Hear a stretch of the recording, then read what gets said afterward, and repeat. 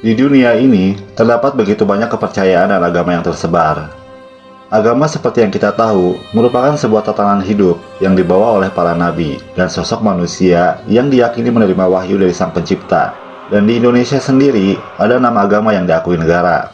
Agama ini adalah Islam, Kristen Protestan, Kristen Katolik, Buddha, Hindu, dan Konghucu. Namun ternyata, di era modern seperti sekarang ini, muncul berbagai agama baru yang dibuat sendiri oleh manusia, yang masing-masing mengklaim bahwa setiap agama yang dianut juga merupakan wahyu dari Tuhan. Agama baru ini memiliki keunikannya masing-masing. Lantas, apa saja agama baru yang lahir di era modern ini? Sebelumnya jangan lupa untuk subscribe dulu channel ini dan tekan tombol lonceng agar mendapatkan notifikasi video-video baru dari Arsip Biru. The Nation of Yahweh.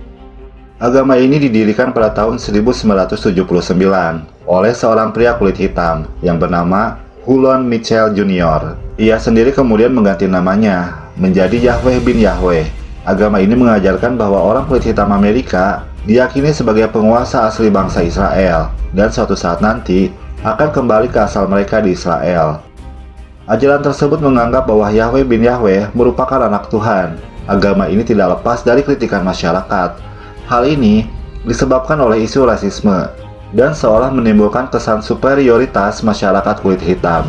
Anehnya, walaupun Yahweh bin Yahweh sudah bersumpah akan hidup dalam kesederhanaan, namun dari para pengikutnya ia sudah berhasil mengumpulkan dana sebesar 250 juta dolar. Uang sebesar itu dikumpulkan dari pengikutnya yang tersebar di 1.300 kota di Amerika Serikat dan juga 16 negara lainnya.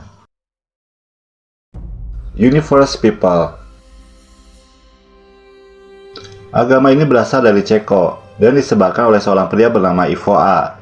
Walaupun sang penyebar agama ini dicap sebagai orang gila oleh psikiater, namun ajaran dari Universe People sudah diikuti oleh sekitar 12.000 orang.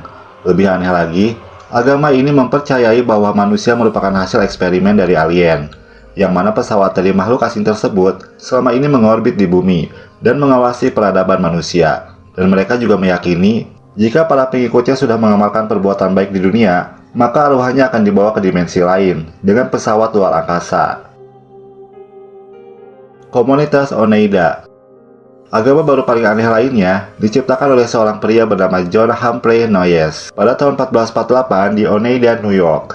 Kepercayaan ini dinamakan Oneida. Agama ini meyakini bahwa Yesus sudah kembali sejak tahun 70 Masehi. Selain itu, mereka juga percaya bahwa arti bersama sama artinya dengan harta bersama dan perkawinan bersama. Ritual dari agama ini adalah untuk orang bisa melakukan hubungan seksual dengan hal-hal yang ada di sekitarnya dan bertujuan menggapai puncak spiritual mereka. Woodism. Ed Wood merupakan salah seorang sutradara terkenal di Hollywood dan dikenal juga sebagai sutradara terburuk sepanjang masa. Walaupun begitu, ia adalah pendiri dari kepercayaan Woodism. Kematiannya dikultuskan oleh penggemarnya. Agama baru paling aneh di dunia ini disematkan oleh sang sutradara sendiri dengan ritualnya, berdandan seperti waria, dan lain sebagainya. Jedisme. Agama ini diciptakan oleh fans fanatik Star Wars dan didirikan sejak tahun 2011 di Inggris. Setidaknya ada sebanyak 176.000 orang yang mendeklarasikan pengikut agama baru ini. Agama ini mengajarkan karakter dasar dari film-film Star Wars.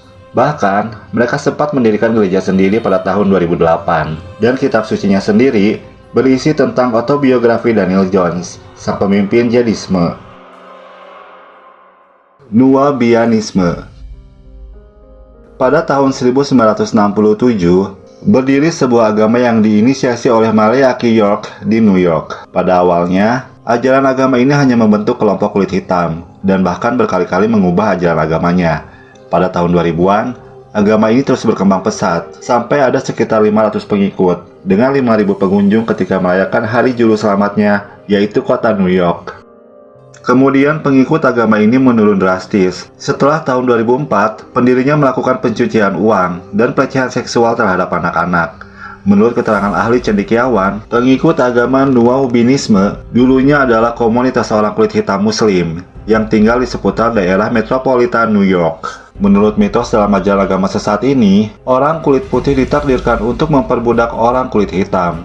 Namun takdir ini akhirnya meleset. Mereka juga percaya wanita lebih dulu ada beberapa generasi sebelum pria diciptakan, lewat rekayasa cinta genetik. Panawafe. Agama ini berasal dari Jepang dan didirikan oleh seorang perempuan bernama Yuko Chino pada tahun 1997. Penganutnya diajarkan untuk memiliki perasaan takut terhadap kehadiran gelombang elektromagnetik. Menurutnya, gelombang tersebutlah yang membuat perubahan iklim, merusak lingkungan, dan memicu adanya berbagai penyakit. Keyakinan ini diketahui menggabungkan unsur agama Kristen, Buddha, dan ajaran baru. Penganutnya sendiri memakai pakaian putih sejak tahun 1990-an karena ingin melindungi diri dari gelombang elektromagnetik yang berbahaya. Gereja Semua Dunia atau Church All of World. Bisa dibilang, inilah agama pagan abad 21 terbesar saat ini. Gereja Semua Dunia atau Church of All Worlds didirikan pada tahun 1962 oleh sepasang suami istri, Oberon Zell Ravenheart, dan istrinya bernama Morning Glory. Nama organisasi mereka diambil dari Strange in a Strange Land, karya Robert Heinlein. Pengikutnya sendiri menyembah bumi dan beberapa dewa yang diambil dari berbagai agama kuno. Kebanyakan dari agama kuno ini berasal dari Yunani kuno. Oberon sendiri berstatus sebagai kepala gereja dan dengan bergelar primata, sementara pengikutnya disebut dengan kaum air. Rastafarianisme. Satu lagi agama baru yang paling aneh tapi nyata di dunia ini adalah Rastafarianisme. Ajaran agama ini sudah lama dikenal sejak tahun 1930.